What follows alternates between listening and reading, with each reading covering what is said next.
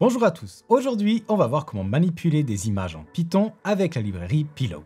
Pour commencer, on va voir comment l'installer, ensuite nous regarderons comment ouvrir une image et l'afficher, puis nous allons voir comment convertir des images d'un format à un autre, comment les redimensionner, ou encore comment appliquer quelques filtres, et pour finir je vous montrerai comment simplement prendre toutes les images d'un dossier et leur appliquer ces différentes transformations en un seul coup.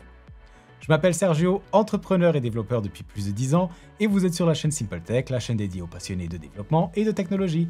Et maintenant, place au code. Donc, comme je vous le disais, aujourd'hui on va utiliser la librairie Pillow pour manipuler nos images. Donc commençons tout de suite par créer un environnement virtuel pour notre exercice. Donc virtualenv-p, je vais utiliser Python 3. Notre environnement, je vais l'appeler .venv. Maintenant, activons-le, source.venv pin activate. Et maintenant, nous allons installer Pillow. Pour cela, on va faire un pip install Pillow. Pip install Pillow. Et voilà, nous pouvons commencer à programmer. Tout d'abord, on va créer un fichier de test que je vais appeler test.py. Et la première chose que je vais vous montrer, c'est comment ouvrir une image et comment ensuite l'afficher à l'écran.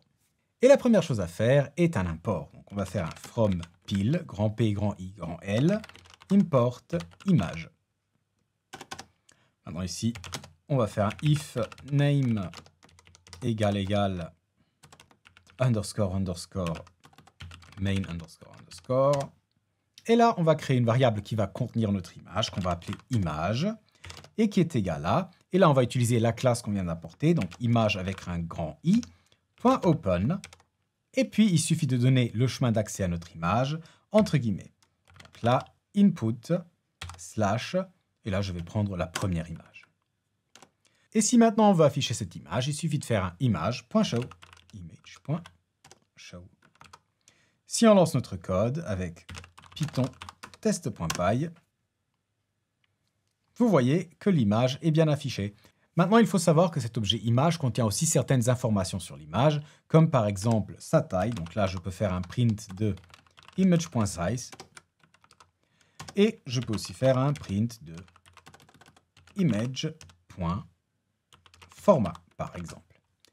Et si on relance le tout, vous voyez que l'image s'affiche bien entendu à nouveau. Et on a quelques informations. On voit la taille de mon image, donc 2048 par 1365. Et on voit que c'est une image au format JPEG. Maintenant qu'on a vu ça, regardons comment redimensionner notre image. Pour cela, on peut utiliser la méthode resize de l'objet image. Donc image.resize qui prend entre parenthèses les nouvelles dimensions qu'on souhaite donner à notre image. Donc c'est un tuple et on va dire 600 par 600. Et là, la méthode resize nous renvoie une nouvelle image. Donc il faut la stocker quelque part. Pour cela, on va créer une variable qu'on va appeler resizedImage est égal à image.resize. Maintenant qu'on a notre objet, on peut soit l'afficher, soit le stocker. Moi, je préfère qu'on le stocke dans un dossier output. Donc, la première chose à faire, ce sera de créer ce dossier s'il n'existe pas. Pour cela, on va avoir besoin d'un nouvel import, import os. Et là, on va faire un if not os.path.exists. Et là, on doit lui donner entre parenthèses donc, le dossier dans lequel on veut stocker nos images. Pour cela, je vais créer une variable ici que j'ai appelée output dir, et notre répertoire va s'appeler simplement output. Et donc là, je passe cette variable entre parenthèses, output dir. Donc, si ce répertoire n'existe pas, on va devoir le créer, et pour cela, on fait un os.makeDirs, et on lui passe notre output dir entre parenthèses. Maintenant, on doit définir le chemin dans lequel on veut stocker notre nouvelle image. Pour cela, je vais créer une variable que je vais appeler output resized path, qui va être égal à notre output dir plus le nom qu'on veut donner à notre image. D'ailleurs, afin de ne pas oublier de rajouter le slash à chaque fois entre notre output dir et le nom de notre fichier, je vais le rajouter directement ici dans notre variable output dir, donc output slash. Et ici, on n'aura plus qu'à rajouter le nom dans lequel on veut stocker notre image. Je vais l'appeler resized.jpg. Ensuite, pour sauvegarder l'image, rien de plus simple, il suffit de prendre notre variable resizeImage.save et de lui donner justement ce chemin en paramètre, donc output resizePath. On lance notre application Et là, vous voyez qu'on a bien une image resized. Et si je clique dessus, vous voyez que c'est une image carrée, car on lui a donné des dimensions carrées. En revanche, en général, vous voudrez garder le ratio de l'image. Et pour cela, il y a une autre classe qu'on peut importer et qui s'appelle ImageOps. Donc là, on va rajouter ImageOps, un grand O, PS. Et là, il suffit de remplacer ce image.resize par ImageOps.contain. On va lui donner notre image en paramètres et ensuite nos dimensions. Donc on va les garder à nouveau à 600 par 600. Et là, ImageOps va se charger pour nous de prendre le côté le plus long de l'image, le mettre à 600 pixels et calculer quelle est la bonne taille pour l'autre côté afin que le ratio de l'image soit conservé. Donc là, si on relance notre test et que je vous montre dans notre dossier les informations de l'image, vous voyez que maintenant l'image a les dimensions de 600 par 400.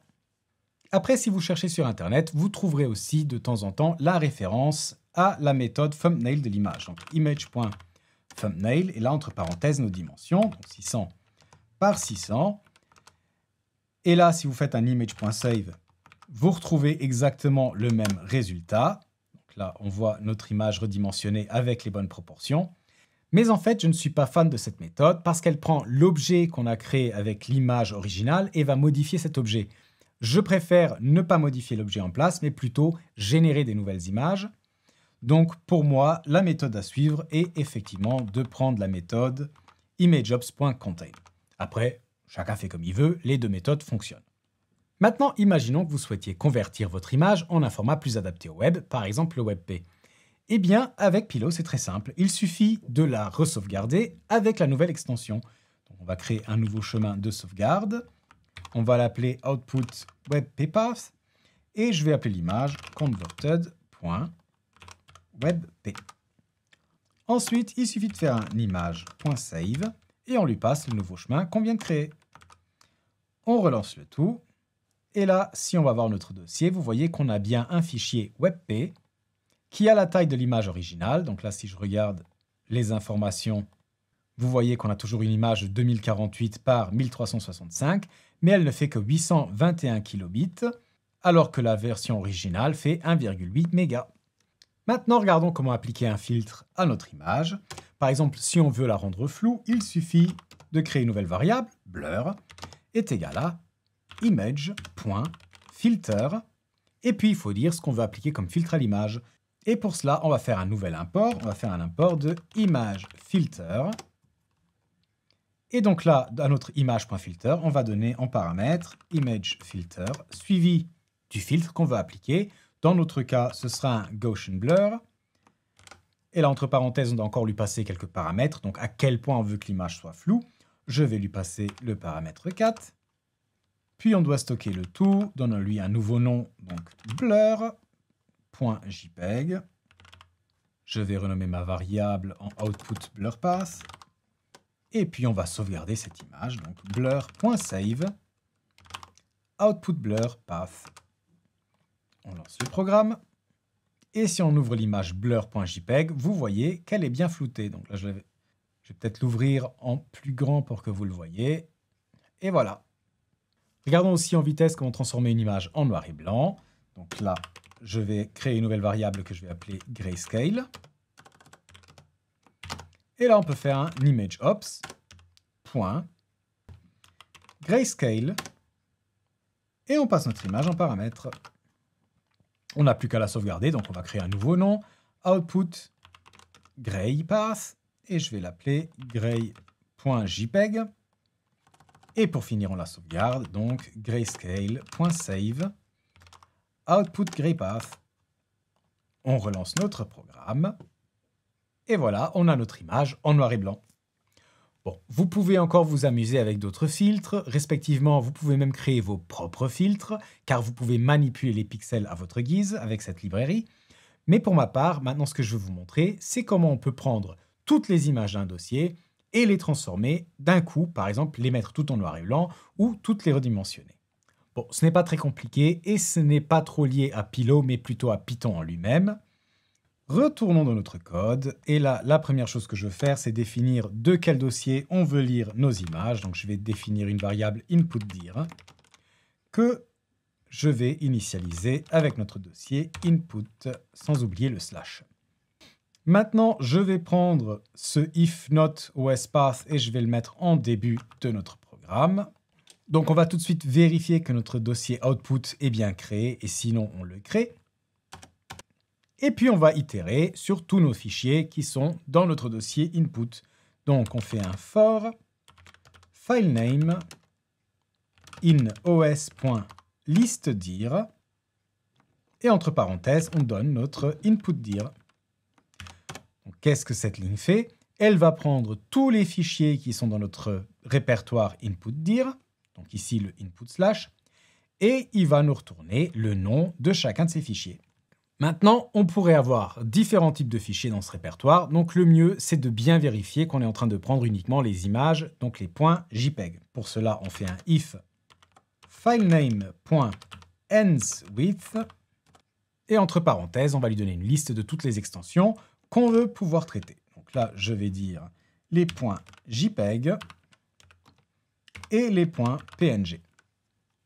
Et donc, si on arrive à l'intérieur de ce if, on possède bien le nom d'une image qui se trouve dans ce dossier et qu'on va pouvoir traiter. Donc, on va prendre notre code qu'on a fait juste avant. On va le mettre à l'intérieur du if.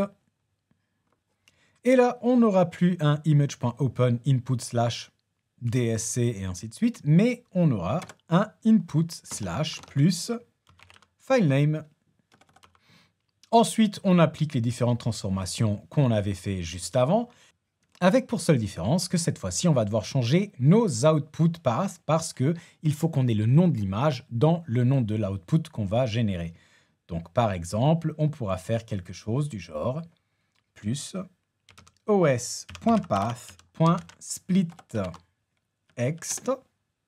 Donc, pour séparer le nom de fichier de son extension, on donne notre filename en paramètre, filename, et là, on va prendre le nom du fichier sans l'extension, donc la position 0 du tableau qui nous est renvoyé.